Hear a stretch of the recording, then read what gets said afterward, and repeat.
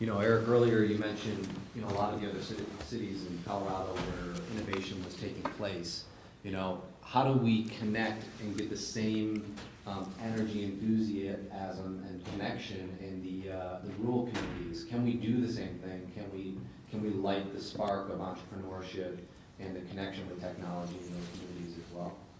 That's a great question. And first, I think Representative Williams and Senator Sheffield, it's awesome to have you putting so much energy in this. And I think as an entrepreneur, it feels really good that you guys are seeking out in the community stakeholder values to really see a lot of entrepreneurs here really early this morning. Andrew's had a chance to work with a little galvanized, and you see on innovation in action. And it feels really good that you're really focused on the right pieces to have that incremental change to tackle the really large things that Larry's talking about. And I think it's really inspiring. To really engage the rural communities, I think it's an interesting thing. I truly believe what's happening is this kind of a 1-2 punch. And 1-2 punch meaning I think that from the bottom up, there's a lot of really awesome organizations that are really focused on innovation and bridging the gap between the university activities, both in the state system, at CU, CSU, CU, Colorado Springs, as well as extending that partnership into some of those communities to really talk about this dialogue of innovation. There's some really great organizations like Startup Colorado, like the Colorado Technology Association, that are diving into this full-heartedly and really educating a lot of the constituents in those areas, but more importantly, talking to entrepreneurs and innovators saying, this is how you can use the same tools we're using in some of the larger cities to be successful. And you see some of this happening even in Young Americans Bank Outpost in Ray, Colorado, which is a small rural farm town right on the edge of Kansas. So I think the second piece of that is 100% tied to broadband infrastructure. Because to echo Larry, the Khan Academy, Coursera, these are any of these elements that allow people to have access to cutting edge MIT, Harvard, Stanford level education, regardless of where you sit.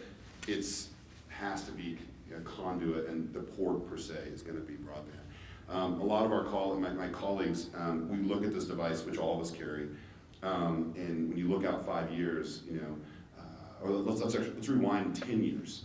And this was truly a device that you used for telephone calls. Anyone who argued that it could send text messages and emails efficiently was really passionate with the technology, but it really didn't do that well 10 years ago. Fast forward 5 years, and there's, when I sit down with the founder of MapQuest, or some of the leaders in the community that have built great companies like NewsGator and iTriage, everyone believes that this device is going to be the remote control of our life in less than 5 to 7 years. So whether you're ordering a car to pick you up, whether you want the latest information from Coursera, whether you want dinner that evening, whether you want to watch your kids inside of daycare while you're at work, all of those things are enabled through this device, and it's in your pocket and it's easy access. And the only gating factor to really accelerate that growth, innovators are already building infrastructure, apps, technology, elements on top of this to make it easier. And I think in light of this, by show of hands, I don't know if anyone in this room has seen one of the new Twitter applications called Vine. Has anyone seen Vine? Anyone here?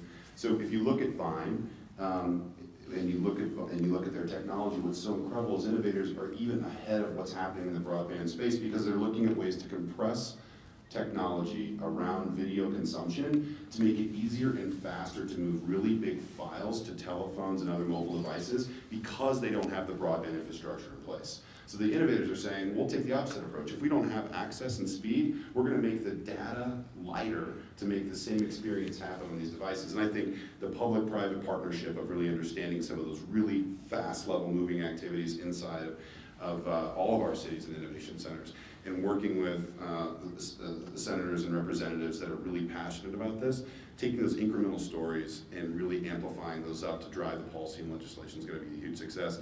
And I think that's what's going to help drive some of the integration of these rural communities, is being able to have access to the same tools we have walking up and down the streets of Denver every day. Can I just amplify the 2 points? We've been a half hour into this and haven't talked about 2 terms that I talk about most of my day. One is the cloud, and the other is data analytics. And the cloud allows you, if you use Hotmail or Gmail, you use the cloud. The cloud allows you to put files up and access them anytime you want to. So these devices can be smaller and more compact because you don't have to have as much storage capacity here, because all your storage is up in a computer somewhere that you have to access by a broadband network. Data analytics is changing the world so quickly. There was a time, I worked at the Commerce Department for 7 years of my life, and if you wanted to know what was happening with the economy, you kind of had to know, you had to get all these files and numbers in, and you had to run a computer run in. It was 3 months or 4 months or 5 months before you knew what the economic indicators for March were. And as somebody said, I was at a meeting with one of the major bankers yesterday, and he said, and the good thing about the Commerce Department was always late, and it was always wrong. But other than that, it was perfect.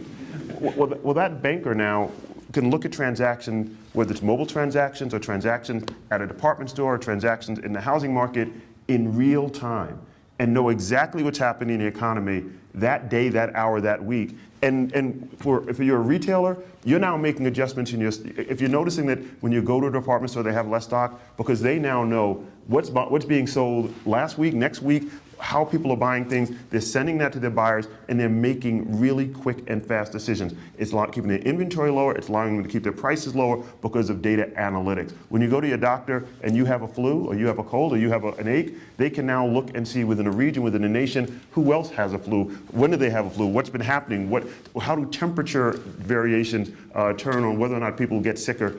All of these things are happening. Billions of bits of data are being used, and really smart people are sitting in the back end and analyzing it, and it's going to have trillions of dollars of economic impact over the next decades. When you look at data analytics, now called big data, companies like GE, bridge companies, there are now little devices that you can put on a bridge, and they can tell you whether that bridge is wearing and is about to collapse. As we're talking about our infrastructure needs in our nation, the ability to use the Internet of Things, where we will literally have billions of little devices that will connect to this internet over broadband networks telling us what our topography looks like, what our infrastructure looks like. There are plane manufacturers who are building little sensors into their planes so they can tell whether or not a fuselage is going to breach. That goes back into the cloud, and they can look and see, before a plane has an accident, these things happen. After a plane had an accident, these things had happened. So we want to make sure that this stress level never happens on any plane.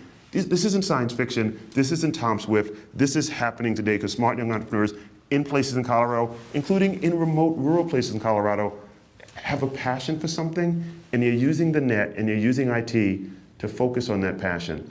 So when you're thinking about this, we talk about Coursera, we talk about Khan Academy, that's great. But we're also talking about big data, and we're also talking about the cloud, and we're also talking about letting people do things they've never been able to do before and didn't imagine they wanted to do. My mother never thought she'd have a need to text a 17-year-old. She does it daily. You never thought you'd have a need to text somebody downstairs in your basement. You do it daily. All of the things I'm talking about sound a little out in outer space or out in the future. They're going to make your life easier. They're going to reduce your costs. They're going to create jobs. They're going to make America safer. They're going to make America more competitive. I think that's what policymakers are supposed to be working on.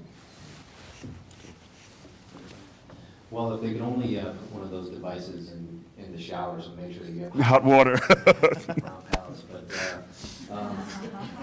I don't mean to disparage them, but cold showers at 6 o'clock in the morning, not your favorite thing.